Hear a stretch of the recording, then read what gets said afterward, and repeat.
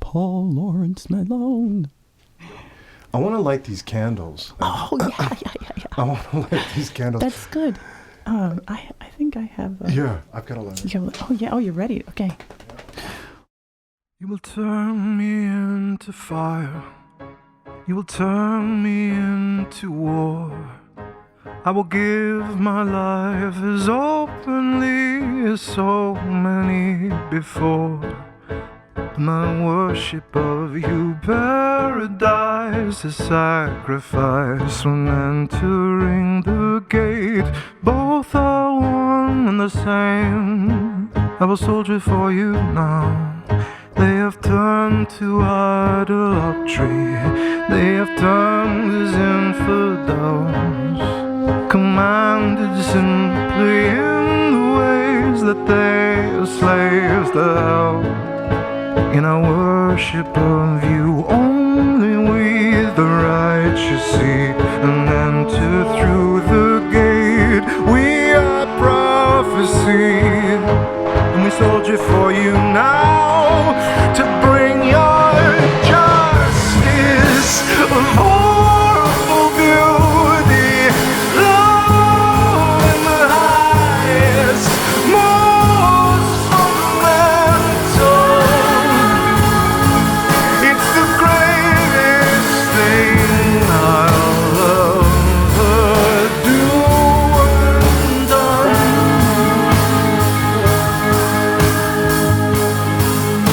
We are in the streets of Paris. I can feel you in my gun. Oh, the glory of you in the face and fate about to come. In my worship of you, we have seen this day between the wicked and the faith. Here it comes at last. I soldier for your will. I don't find the architecture or the art in foreign stone. I don't find the souls surrounding me, so no pity is known. I've worshipped you and longed for you this moment through the passion of my faith. Here we are at last.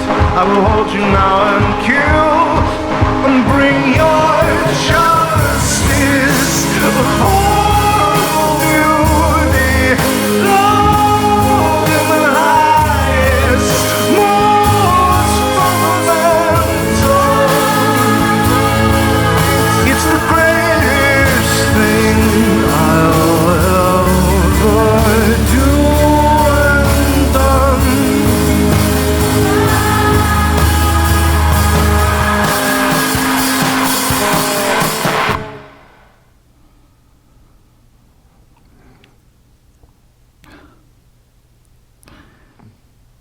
I'm really at a loss for words after listening to that song. I will try, since we're making a podcast, to talk about it with you, but it's You've heard it a few times. I have. I mean, it's always intense. Yeah, I've heard it many times, and it never feels neutral. You know, it always feels very charged. I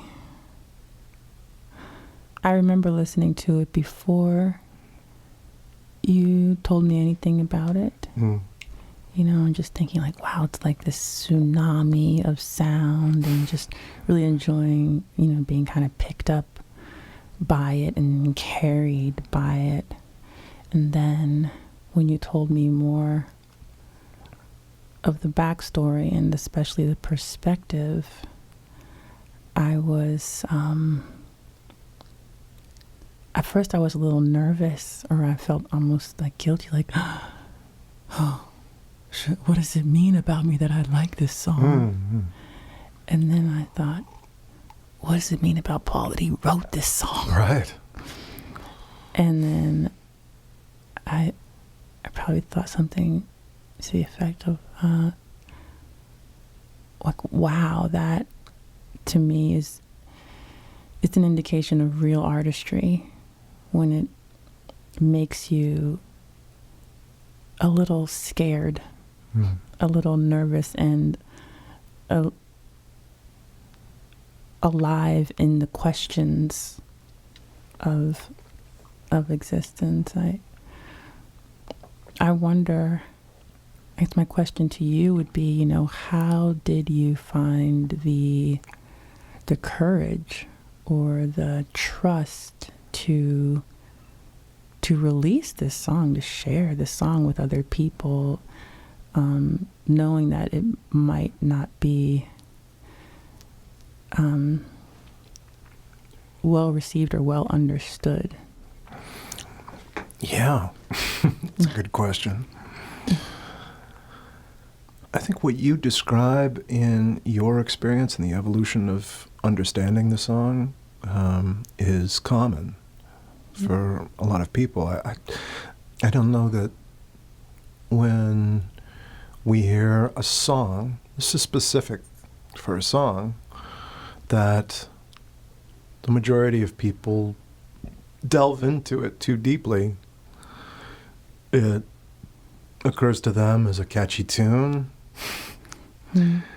and I don't think that I just think that the contemporary listening is driven to distraction, and we just don't have a rich body of lyric analysis that people go to as a default for listening to a song. So I think that was the first trust fall that I did was, well, people are going to have a surface experience. They're going to hear the mood of the thing and the melody before the lyrics even sink in. And then with the lyrics printed, I find that a lot of people still don't know what it's about. Oblivious to the message of the song. Just like, I don't get it. Right. And that's fine. And I worry about providing the meaning. You mentioned this idea about a cry for love. These different. I don't want to say it the wrong way, but you said, I think one of your friends was describing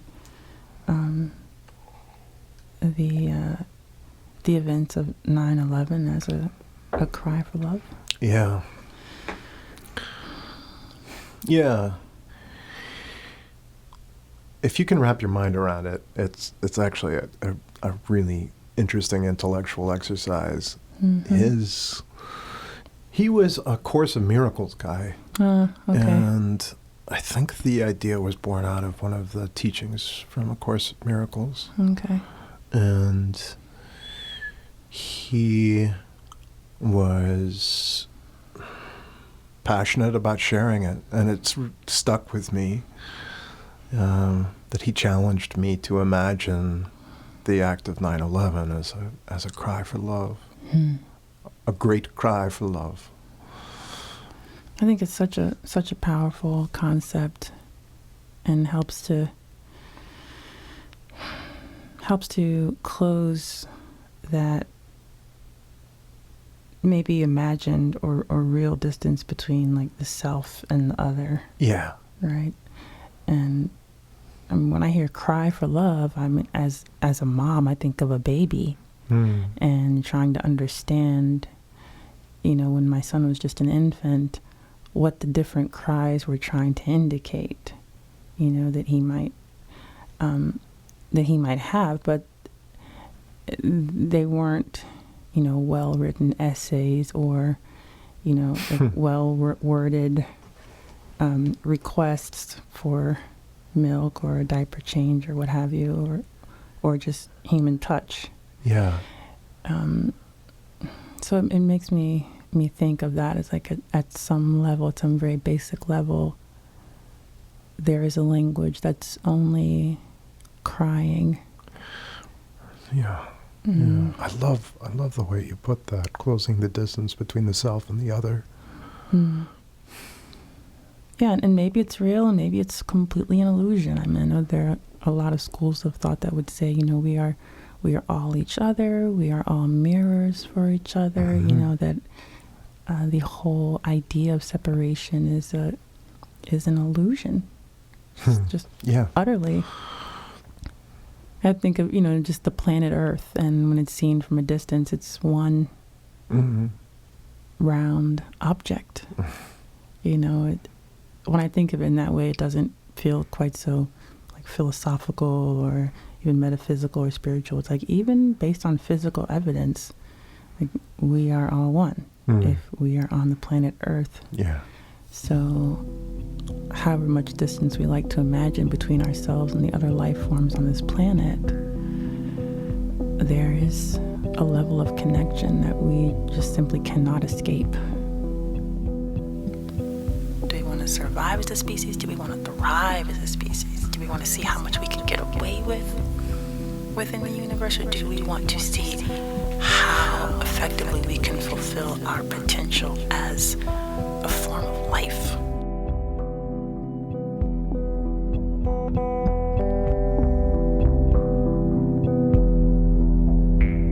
What do you do? Why do we do?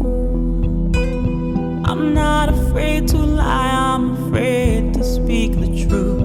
What do you do? Why do we do? I'm not supposed to love you. What do you do? Why do we do? I'm not afraid to lie, I'm afraid to speak the truth. What do you do? Why do we do? I'm not supposed to love you. If it's too much to bear, tell me, and I'll wear the mask, pretend, play the fool. If it's too much to bear, tell me, and I'll wear the mask, pretend, play the fool. What do you do? Why do we do? What do you do? Why do we do? What do you do? Why do we do? When there are just too many words and I still just can't say the words I do.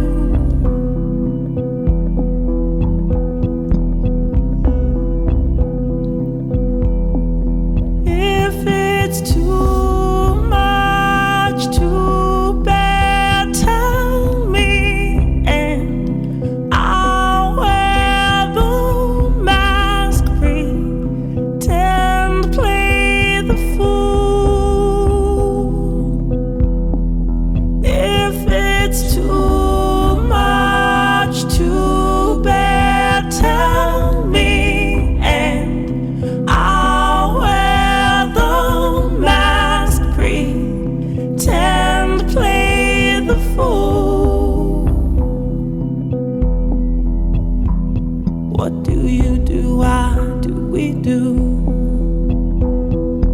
you do? Why do we do? What do you do? Why do we do? When there are just too many words and I still just can't say the words I do. I do.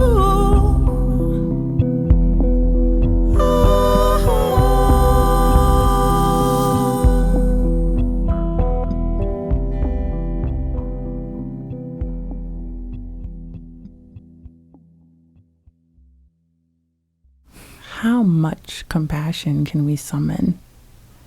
You know, how much heart can we dare to explore and to be alive within? What would it look like if we were loving as hard as other people are hating? If we were as insistent and as tireless around the act of love as many people are around the act of hatred. You know?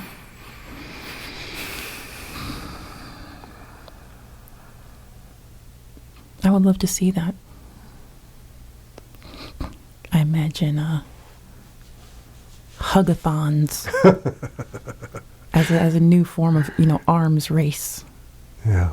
Right? And just people out in mass in open fields and maybe on the National Mall, you know, just all striving to break the world record for the longest hug. You know, at the same time, we're hugging out here in these streets.